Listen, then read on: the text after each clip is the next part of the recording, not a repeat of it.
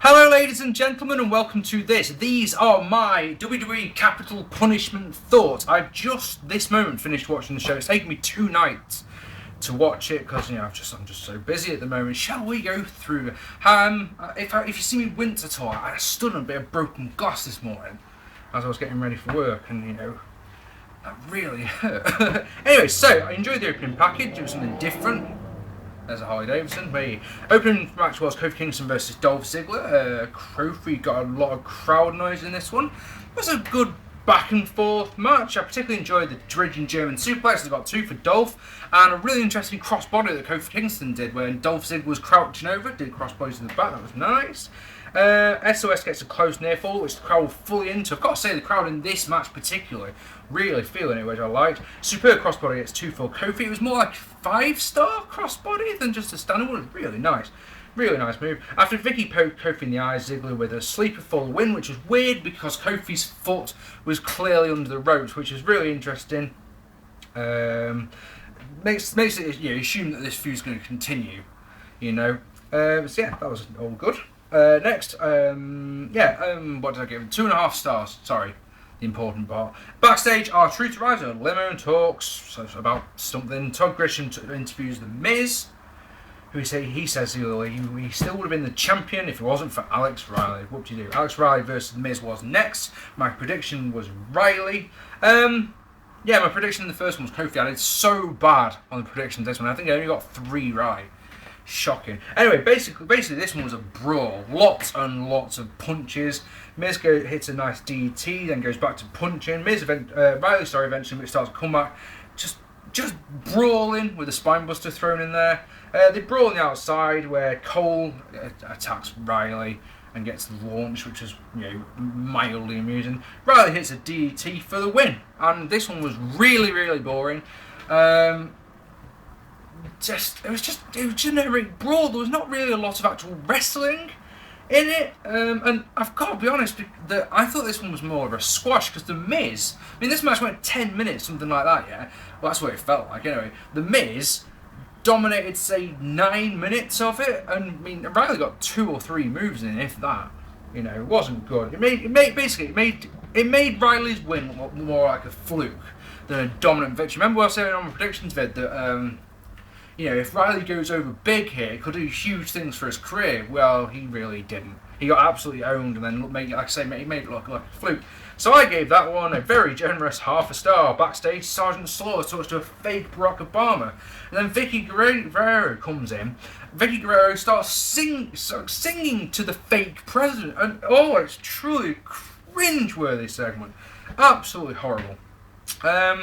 Big Slow versus Alberto Del Rio was next. My prediction was Big Slow, so once again I was wrong about that one. I give this one a 1 star. Thought it was an alright match. I'll just explain why. Anyone else think it was weird to hear Alberto Del Rio come out without Rodriguez doing his introduction? He just had a generic introduction. That was a bit weird. Basically, Slow attacks Big Del Rio. Well, we'll go with that. Attacks Del Rio on the ramp, starts beating him, and then Mark Henry comes out. And I've got to say, I was impressed with this one. Hits the world's strongest slam on the Big Slow through the Spanish announce table. And like I say, I thought that was impressive. He then slammed Slow's knee into the ground. For the rest of the match, Alberto Del Rio worked the knee, and one of those rare, really good psychological things. And the match ended when Big Slow couldn't stand up because the knee was so fucked. I enjoyed that. It wasn't. Thing about this one, it felt more like an angle than a match. And to be fair, this could have been done on Raw. The exact same thing that they did, just shortened down a little bit, could have been done on Raw. So, I've given it, like I say, 1 star. But, of course, the thing coming out of this one is we're probably going to get Big Slow versus Mark Henry feud soon. Yay. Expect that one probably at SummerSlam if you think about it. That's not something I want to see at all. Ever. Might see it in Money in the Bank, but Anyway, backstage, R-Truth gets mad because the WWE, he's having some photos taken or something like that. It's hard to remember, and it was me. And he's got Cena's belt, and he gets pissed off because the photographer points out it's got John Cena written on it. Yay, what do you do? Wade Barrett cuts a promo dissing America. There's one little problem though, that's all the stuff that he says gets no reaction whatsoever. Because he starts off in the back, yeah, and then walks out to the ring with his microphone. And he's talking, and he's dissing America for all the generic things that anyone who wants to diss American can do. The problem is, the crowd are just not interested at all. So next up, Wade Barrett versus Ezekial Jackson. My prediction was Ezekial, so I got that one right. And Cole makes a fantastic point. One of these rare times that because Cole's such an irritating arse now, isn't he, really? Even you'd think he would have gone back down a peg after his loss to Law, but no, absolutely not. Not a door.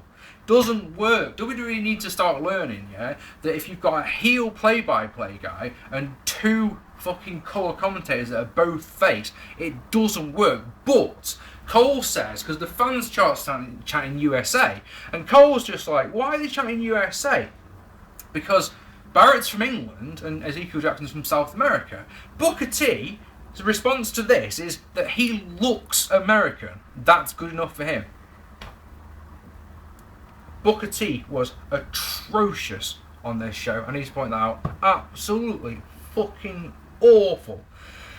Other than the USA chant, the crowd are quiet, and other than this little one that starts up, this "We Want Ryder," that was funny. 4 minutes in, Jackson kicks out a wasteland, goes for a charge, including 4 body slams, then hits a torture rack for the win. Yay. Whoop-de-doo. Got a new IC champ. Big deal. Backstage, we get another awful skit with the fake president as Santino tries to show the president his Cobra. Absolutely awful. Punk cuts a promo, and then we lead into CM Punk vs Rey Mysterio. So I was expecting this one to be good, expecting Rey to win, which of course I was completely wrong about. Absolutely completely wrong. Punk controlled the pace early on, including a perfect bow and arrow lock, which the commentators didn't even acknowledge. They just said, oh, that's a devastating move. They didn't call it a bow and arrow lock. It just bothers me, that does. It really bothers me when commentators don't tell you what the moves are. Anyway, he had a nice Total World backbreaker as well, and an abdominal stretch. Rey gets a comeback with a nice assay moonsault, headbutt and crossbody. Superback suplex by Punk stops the charge. He gets 2. Rey hits a 619 around the ring post, which is really nice. Looks really good. Punk goes for the GT. Oh, fuck's sake, Mark. Punk goes to go to sleep, and Rey turns into a Hurricane Rana. That was really, really tastily done. The kick that Punk used on Rey Mysterio on Raw about 2 weeks ago to get the win, that gets 2, which was a bit of a weird one. The trade finishing move with Punk catches the 619 and turns it into the go to sleep for the win. I loved this one. I thought it was a really, really good match. I could watch these two wrestle all fucking week. The problem with this one, and the reason it's not rated higher, because I've given it 3.25 stars, it would have been higher, probably 3.75, maybe even 4 stars, if the crowd had cared, because the crowd weren't really into this one at all. You know. Anyway, next, Randy Orton versus Christian. My prediction was Christian, so I'm wrong again. I'm seriously wondering why I bothered doing a prediction video, because every prediction I got was just shit. Anyway, look how long there's left of the show is my thought when I'm going into this one, because there's an hour and 7 minutes left, something like that. And you're like, okay, there's 2 matches, this one's going long. It doesn't go long, it goes about 14 minutes, but you know, that's what I'm thinking at the time. I've got to ask, does anyone else think, when they're looking at Randy Orton, what on earth is going on with your facial hair? Because it's so weird. It's like he wants to have something almost like Ryan, you know, the wraparound, but he's got big sideburns, but there's a gap in between, and it just looks weird. It looks so strange. Anyway, is it bad that I like Christian's new shirt as well? I just need to ask. Anyway, love the psychology in this one, as Christian worked the head and the neck out of Orton to sell the concussion that Orton had suffered in Storylands 2 weeks ago, and in real life 1 week ago while they were in Spain, I've been told. Christian is definitely part of the main event crew, and you can tell this because, well, now, I mean, he's definitely part of the main event crew now. You can tell this because it's added the main event Spinebuster of Doom to his repertoire. So, you know, he hit that in this one, of course. Cole calls a power slam a scoop slam as fucking usual, and I bet Kurt Angle was going fucking apoplectic when Orton hits a really nice belly-to-belly suplex.